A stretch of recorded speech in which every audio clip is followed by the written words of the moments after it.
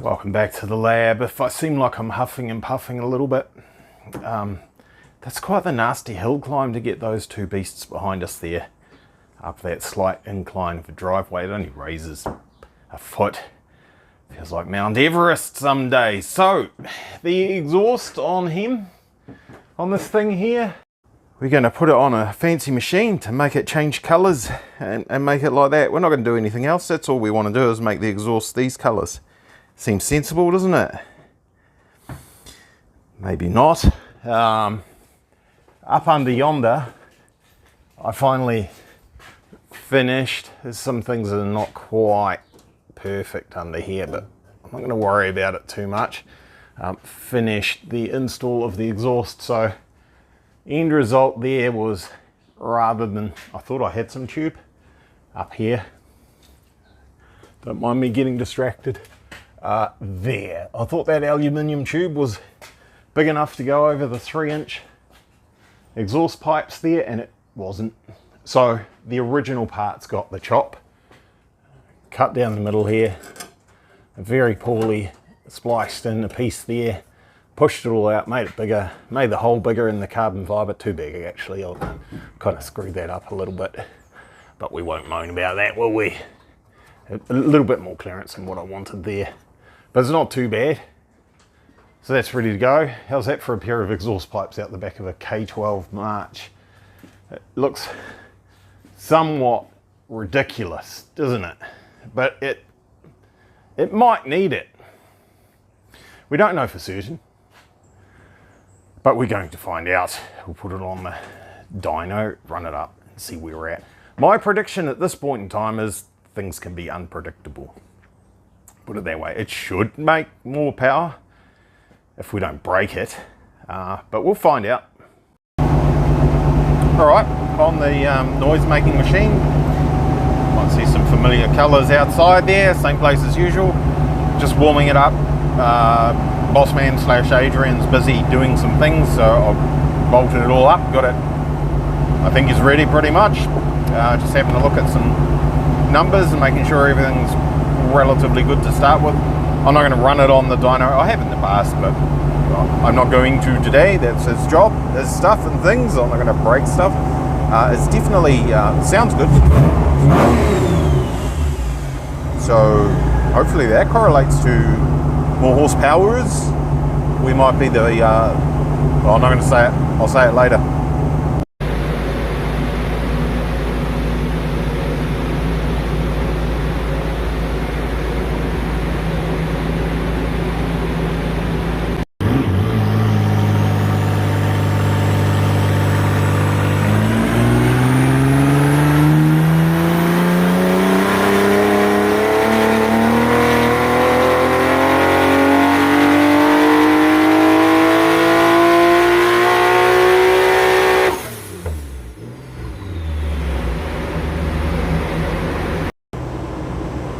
An update from Glenn's an idiot lab. Nah, not really. Just letting things cool down a little bit. It's doing all right. We were at 780 something, 90 something. I don't know. I'm not going to change the screen on this. Folders down. I could if I can figure out how to drive it again. But this is what we've done, because I can't figure out how to drive it. This is the session that we were at, the previous dyno session that you guys have seen. Now this is with our 3.5-inch exhaust spooling up considerably earlier. Even better again when it's a little bit cooler. And we couldn't run any more boost the other day. It wouldn't take it. We put more duty cycle into the wastegate controller, and it just said, "Ha ha, you're funny." With the 3-inch exhaust on there, however, we've run another 3 psi, I think it is. So we're still not crazy numbers, right? Here's our numbers over here. Like if it was right at the top of the chart, off the top of the chart, it'd be 25 psi, and it's not even. So we're at about 20, it'll say down there, 23.7 gauge pressure, which means what you're going to see on your boost gauge inside the car. I was planning on doing a test to confirm that my diffuser works there's probably video, hopefully you'll see it. Yeah, it definitely works, because it tore the 2 screws out of this tab in between the mufflers here, the outputs, and blew that around vertical, like all the way up here like this. So because it gets soft when it gets hot, right? So as soon as it tore away and came down, it got nuked by what are we, 30% efficiency, 1,000 horsepower there, 2,000 horsepower worth of heat, I guess you could say. I don't know, the math might be not quite right there, but a lot of heat, a shit ton in fact, excuse the French. And so that bent that around, but that was all right. Let it cool down, put it back, put the screws back in. I need to reinforce the leading edge of that. I'll go and see our mates at March for fiberglass and get some more carbon fiber, and we'll do the whole leading edge of it so it doesn't happen again, and probably strengthen up around where the exhaust outlets are, because they are a bit bigger than what they used to be in the past. That's a lot of talking from Glenn. I'm tired now. It's going good. The math says if we can make the pretty lines on here and the pretty numbers down here say 800, then 800 horsepower at the hubs, awesomeness. At a 23% drivetrain loss, so you would times the correction factor down here will be 1.23. To assume what we've got at the engine, we need to hit 813 horsepower, and that would be 1,000 horsepower at the motor. So we would be the founding member of the 1,000 horsepower K12 March Club, which I suspect probably only ever have one member, maybe. I don't know, who else is stupid enough? Not many, if any. How many dudes you know roll like? Anyway, so right now what's happening is I'm circulating the coolant pump to cool things down, and we'll give it a crack in a little bit. There's heaps to go at the top end as far as boost. We can lean on it just right at the very top, just to get that number for the internet, wow, and then probably back it off so it's sensible on track.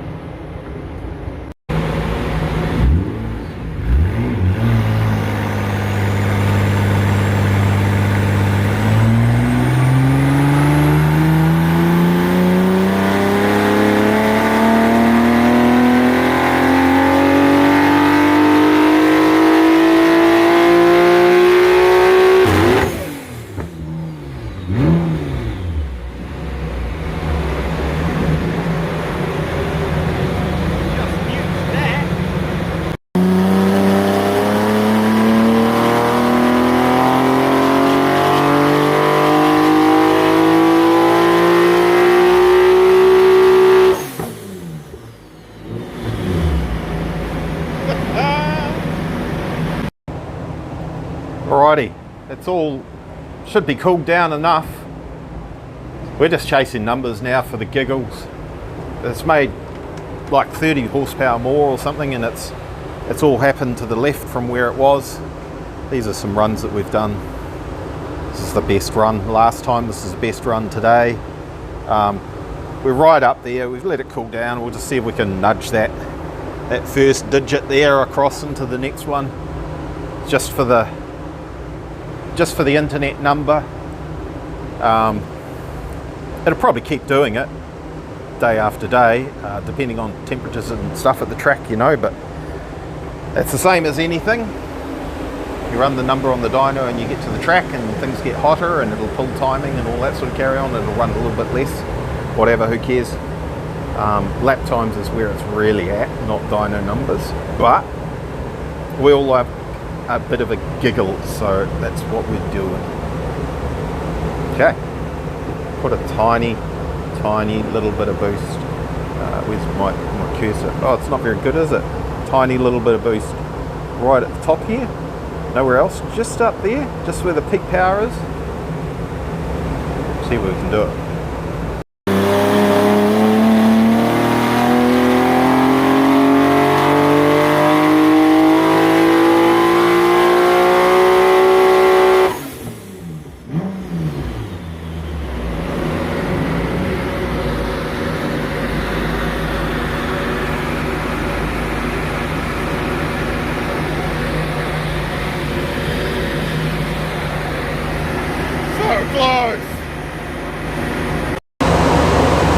You guys are going to hate me. I was standing here and I recorded this run. I'm not kidding, it was recording, I saw it. And then it was all good and there were flames and everything. And I came over here and I said, yep. Yep. Yep. This is boost control because we've increased it a little bit. And the damn phone didn't record it. Thank you, Mr. Adrian. That's our magic number. Now we can do sensible things with it. Alright. The exhaust colour changing machine is being unbolted. Told you we changed the colour. It nearly matches that. The phone doesn't... Nah, it's a wee way away from that. But the phone doesn't really show the true colour. It's, yeah, it looks pretty. Won't stay like that for long. It'll go brown eventually. That's stainless steel for you. So, I need to summarise. Now, we got this right this time because I ran through it with Adrian to make sure I'm telling the truth. This number here, this isn't a number, this is a line. This line here at the bottom, that's how we were running at roll racing. So that's after the drag racing, and I pulled some mixture out of the top, did a rough as guts change to the tune, and that's literally run it exactly like that on the dyno. That's what it did, which is the yellow number down here, and that's horsepower at the hubs. So then this blue line was not wringing its neck, but that's as much as it wanted to do. With the 2.5-inch exhaust, we put extra timing in it. It said nah, it made less power. You'll see that at the end of the last video. We tried to get more duty cycle into the turbo, the wastegate controller to get more boost. It said nah, hell no. So then put a 3-inch exhaust on it and a little bit more boost, and we're up here. So we're at 24 psi, I think it is now, and that's our silly internet goal of times this number by 1.23, and that gets your drivetrain losses out of the way and tells you what it is at horsepower. It's 1,015 horsepower. So that's been flattened out a little bit in the tune. We didn't run it again after that to get rid of this. This is with boost control and stuff, and you can see it's trying to shoot for the moon there, and then it's bringing it under control, but that's been sorted out. We haven't run it to confirm, don't need to know what we're doing. Fixed that, it's good. It's good. It did not break a battery this time. We didn't open circuit the battery, so that's good. No oil fell out of the motor, no funny noises happened. I suspect there's a little bit of crap in the oil pressure sensor, and I need to check that. We're getting erroneous readings of pressure while the motor is not running. New sensor or clean it, one or the other. No complaints there. It's done plenty of service.